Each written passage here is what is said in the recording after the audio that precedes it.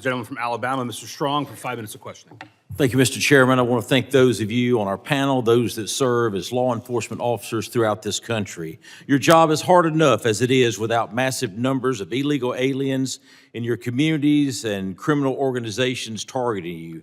Thank you for what you do. Mr. Thompson, I want to discuss TDA specifically.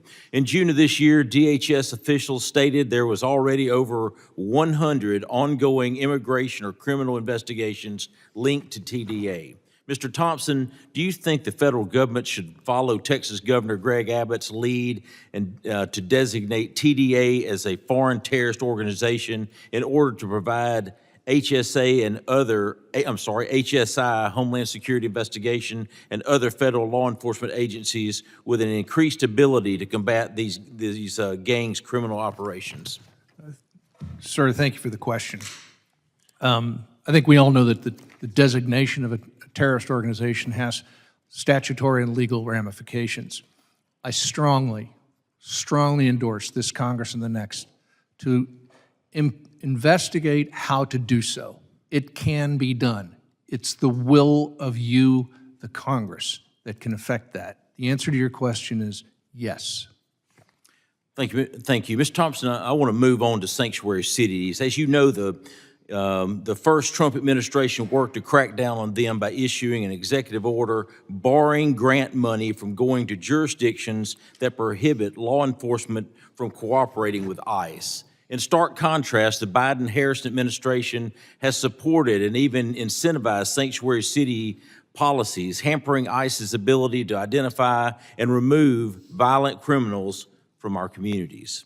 Mr. Thompson, in your opinion, have sanctuary cities policies facilitated threats to law enforcement? Sadly, yes. They have, absolutely. Put more officers. For the record, he has said definitely yes, that the Biden-Harris administration is working against law enforcement.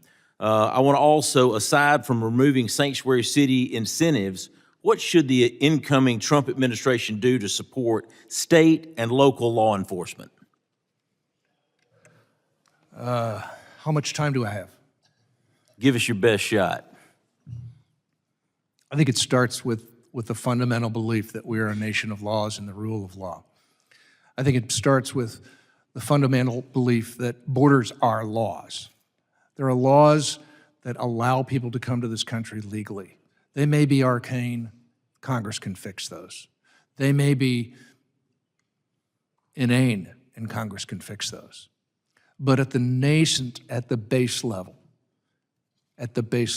we either are or we are not a nation of laws. Pure and simple.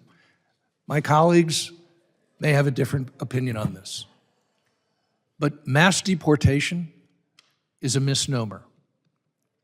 That's not against the law. Does that make it a good law? I can't decide. That's for you all to decide. But the facts remain. We either are or we are not a nation of laws. Coming to this country illegally you are breaking the law. Now, some will say, oh, it's just a civil penalty. It becomes a felony criminal act when you seek to do it more than once. We have the technical means. We have the economic means. We must have the willpower to protect our borders, to allow immigrants to come here legally, as my great-grandparents did. We've got illegal aliens coming to our country from 160 different countries. Our border is wide open. I think the American people have had enough of it. January 20th, there's a new sheriff in town. While I live in a state that welcomes the removal of gangs, illegal aliens, there's nowhere in the Constitution that mentions sanctuary cities. Mr. Chairman, I yield back.